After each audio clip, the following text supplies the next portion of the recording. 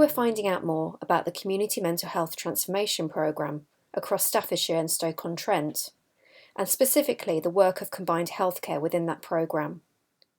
We're talking today about co-production and what co-production means, and we speak to some of the key leads in this area of work.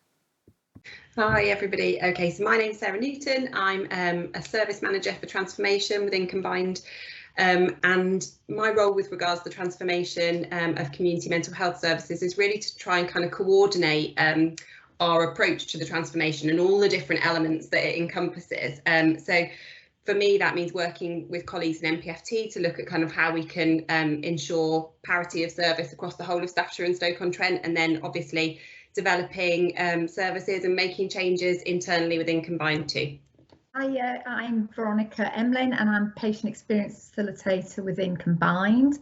My role within the transformation is to encourage service users and carers, people who access our services in whatever form that is, to have a say actually in how transformation is developing, and hopefully to get the best out of the services as we're going forward. Hi, I'm Sarah Bloomfield. I'm a service user of Linebrook Centre, and I've been involved in some of the discussions around transformation and I suppose co-production really. Hello, I'm Sue Tams, and I was a carer, and I'm at the moment the chairperson of the Service Users and Carers Council. And I suppose my role about transformation has been attending meetings, but unfortunately some of them have clashed with different things, so I haven't been able to always attend. And also we've been talking about co-production with the Wellbeing College. So that's where I've had most of my information from about co-production. So today we're going to be talking about co-production, but a good place to start would be to actually talk about what co-production is. Would anybody like to kick off with that? Shall I say what it means for me? It is very much about the coming together of people who are employed by services, coming together with people who access those services, right from the beginning of any changes or thoughts, any developments that we're thinking of, and to have that, it's what would I call it? It's an equitable conversation on the way to go forward for me, and that includes not just meetings, which we have had a lot of currently, but actually then actioning those meetings with those people involved, and also then about the feedback we get when we finished.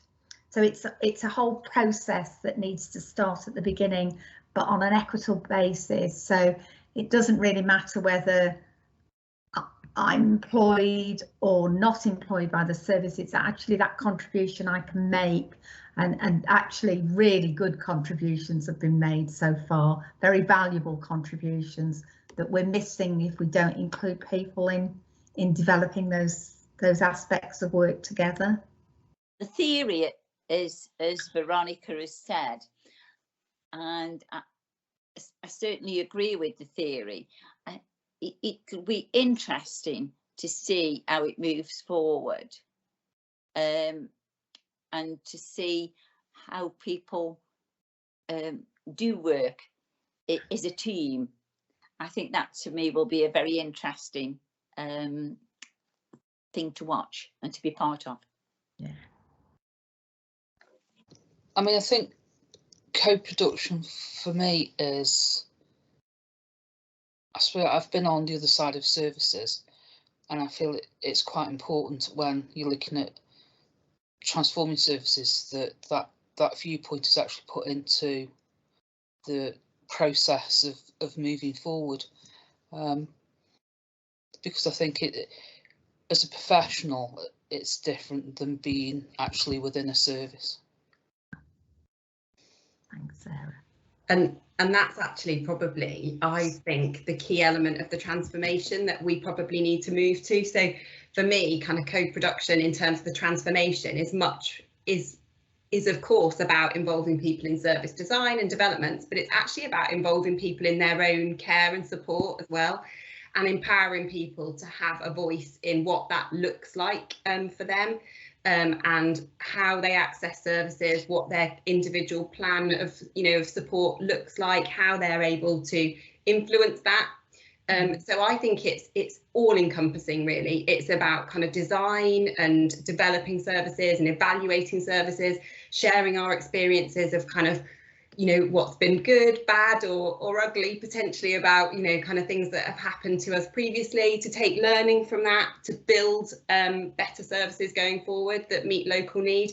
But I also think at the heart of this, it's about individuals being empowered around their own care. Yeah, and I think I'd agree with that, Sarah, in that for me things have changed significantly since I've been more involved in my care and making decisions about my care, and actually saying yes, that works, no, that doesn't work, and working with the community mental health team to actually go forward. And that for me has been really significant. That's really valuable feedback. Thank you, Sarah.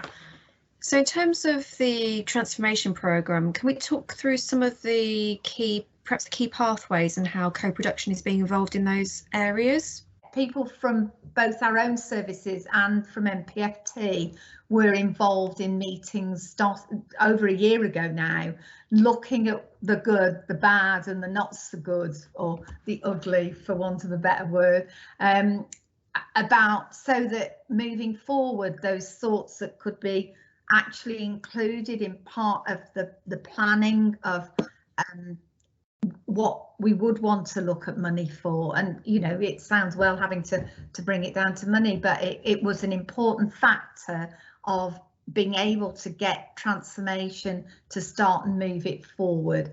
There have been other sessions since where views and comments of people from some of the ideas. Sarah was involved in one of the meetings looking, how are we going to evaluate services? We're talking about changes, but how are we going to know they've worked and measured?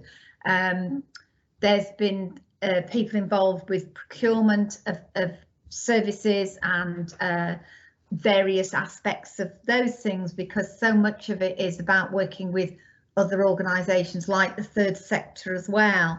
So actually having people involved in, do we think this is a good idea? What kind of roles should we be thinking about? Why would you think of that role when we've already got that role? Which again, I think having people that live locally do access services, not just our own, but others as well, has been a really important factor of that co-production moving forward.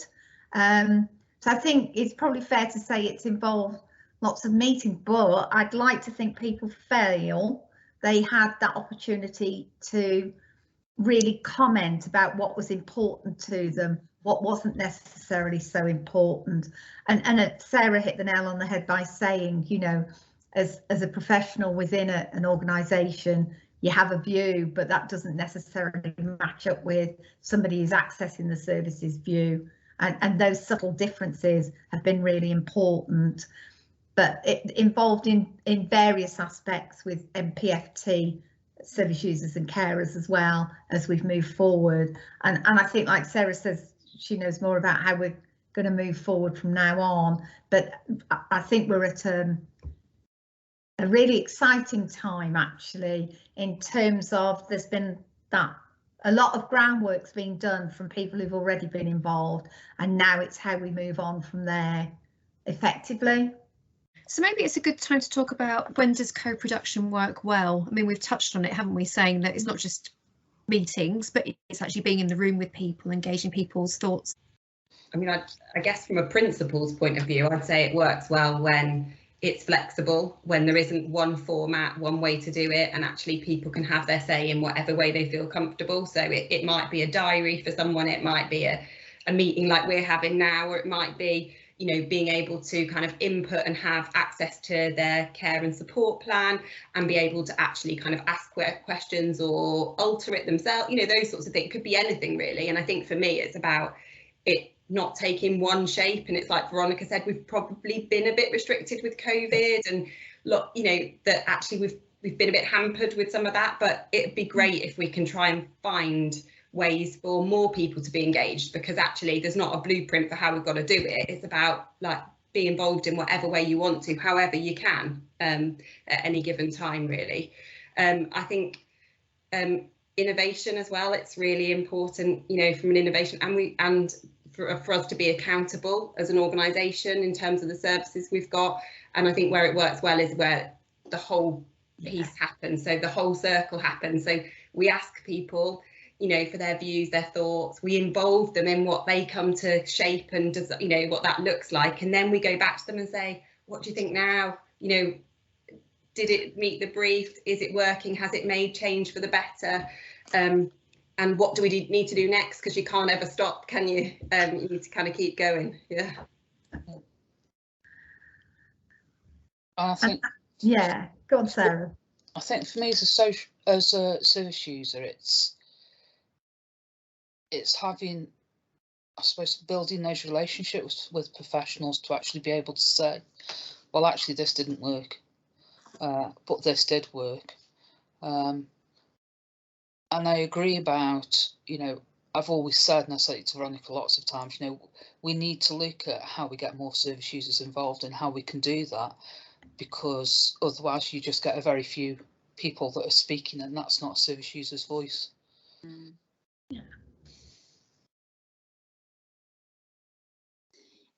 I think it's as well, it's about everyone knowing what they are aiming for, you know, not specifics perhaps, but we want this service user to move forward, to be better, to get better, to feel in control of what is happening. And I suppose from a carer's point of view, I because of my husband's illness, which was over a long time, often I had to be his spokesperson because he couldn't speak, and it was really quite difficult sometimes to have everybody looking at, well, what do we want? What does he want? How do we find out what he wants and things like that, and what works for him? And I suppose that's in each individual, each service user, it's what works for them, isn't it? And what works for that family. And I suppose that leads on to sort of person-centred care, doesn't it, really? Yes. Yeah. Actually, none of it's really new. It's just about making sure that we are going through the process. We are actually feeling that this is the right thing to work in this way and take everybody along with us, because people don't like change often, and that's professionals and service users and families. You know, if it's always happened like this is the way we want it happening, type of thing.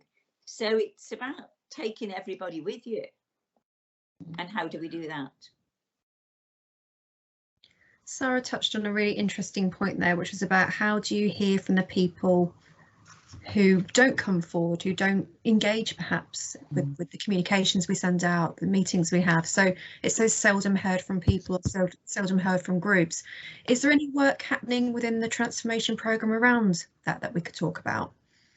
Yeah, there's probably a couple of bits. And Veronica, if I touch on the health equalities bit, would you be all right to kind of talk about the, you know, the innovation with regards to the, you know, like the kind of group we're hoping to get off the grounds? Yeah. Yeah, with regards to involvement. So we know from all of the kind of health inequalities mapping that was done as part of the transformation that we've got some particular groups that find it incredibly hard to access services first and foremost, and then their experiences of services when they do access them aren't always ideal or great, or aren't as we'd hope them to be. So through that, we've identified, if you like, some priorities for year 1, year 2 and year 3 in line with the 3 years that the transformation is expected to kind of take, for us to really focus on kind of distinct groups that we just know are hugely underrepresented in our services. So in year 1, that's taking kind of a focus around young adults, 18 to 25-year-olds, older adults specifically, where there's a kind of serious mental health concern. We've got men over 40, and then kind of a group that consists of Muslim community, Eastern European community, and our asylum and refugee kind of families and individual children, all inclusive really. So that there's a whole work stream around that to try and understand how can we engage with each of those groups in this first year, how can we reach out to them and understand what their experiences are, and then once we understand them, what are we going to do about it? What suggestions have they got to make things better, and how can we implement them, make them real, and make things, you know, improve things for those groups of individuals. So that work's just starting, but it's really exciting, and there's already some amazing linkages that have been made, I know, from within the trust to kind of local groups and things that perhaps we've not always known are there, or we've not always had kind of links with, but just through the startings of this work, we're already, you know, kind of tapping into one another and understanding what one another does. And hopefully then we'll be able to kind of come up with some shared solutions about what we can do to improve things for families and individuals that do need to access services. And linked to that, then the staff who are sort of connected to engagement across the system are going to be working together. So we're not going to be one me doing a little piece of work and somebody else doing a piece of work and no communication. So actually we're also not only co-producing with people who access services, but also fellow colleagues that maybe we wouldn't usually have had those connections with. So we're co-producing ourselves on how we can go forward. And as Sarah said about the group that's looking at those groups that actually just don't access us so easily or readily, or whatever word you want to use as others. Also, we have a new staff member who is particularly working on engagement and transformation, which I think is a major step forward to have that. I'm aware that within NPFT, they also have different roles that actually will enable that to happen. But what we've got to do is go out there and meet with people and connect with people. And that includes our GP practices. So, for example, I'm going to go out to their patient panel, a couple of different PCN patient panels, to talk to them and see what they know actually. What do they know about what we're doing? Because, you know, we come from a mental health framework really, but there's a lot of differing ways that we're going to be engaging with people across the, working with our local authority colleagues as well through the community-led support, and there's community connectors, there's social prescribers, and it's about getting a sense of what different communities want, but we can't always give people absolutely what they want, but also what's needed, and how do we need to change as a workforce to address some of those concerns that they're raising as well. So if somebody's listening to this podcast and they are a service user of combined healthcare and they want to get involved in what we're doing within the transformation programme, how can they approach us? Contact me. I would be really happy. I'm happy to talk to people about the various options there are, and there are differing options for people in how to take part as well. So it could be that they want to attend meetings, it could be that actually they prefer to gain information or be kept informed by minutes, notices, whatever, which we have done with people, and then we'll get feedback off them that way. So when we have done some work, if people haven't been able to come to meetings, they've had that information set out to them so they can comment and send it back. but really happy to speak to anybody about how they would like to get involved. What would they like to do? What are their interests? People have so many different experiences that are absolutely amazing for us, for them to be able to share with us, because we learn all the time from other people and their work experience, their life experience, whatever those experiences are. Their experience of living in a particular community that I'm not, you know, I don't have that access to is really important. So yeah, contact, and I will ring them, return their call. I think for me as a service user, I wasn't involved until, when would it be? Around about April. Yes. Time. Yeah. And I've actually found that I've been able to express things that I haven't found good, but I've also been able to express things that have been good. And for me, it's been an important part, I think, of my recovery. And that's so powerful. And I was about to ask, actually, you know, how you'd come to be involved, or, you know, see, and I think actually, I don't know if it's fair to say, Veronica, that that's probably a bit of work we also need to do about encouraging people through our, you know, relationships with service users in a professional capacity day to day. So if you're, for example, a nurse or whomever you might be, really supporting an individual, that you think about, actually, are they aware of the opportunity to be involved? Are they aware of, you know, what that could do for them and how that might support them? And it's so powerful hearing you say that, you know, in terms of actually it's helped your recovery, which is amazing, isn't it? And do we always consider it like that? I don't know that we do. I don't know. How I got into it is that my care coordinator actually asked me to do the patient story on video. And from that, I think things have snowballed as the thing, isn't it, Veronica?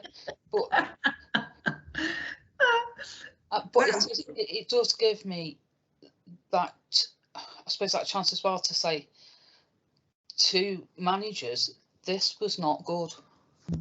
This could be done better. But as well as acknowledging this was done well. I think, sort of, to link it back, I would never underestimate the value of what Sarah's done for us as a trust either, and what Sue's done for us as a trust with their involvement.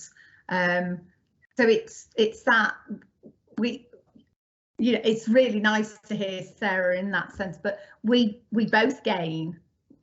You know, I gained from knowing people like Sarah and Sue in the first place.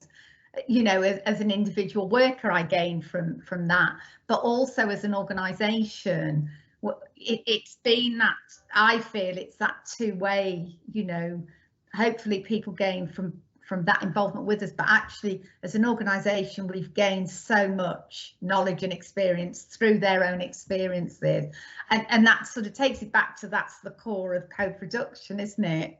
Yeah. You know, I'm not an expert in Sarah's care, Sarah is, and that's vitally important. Yeah.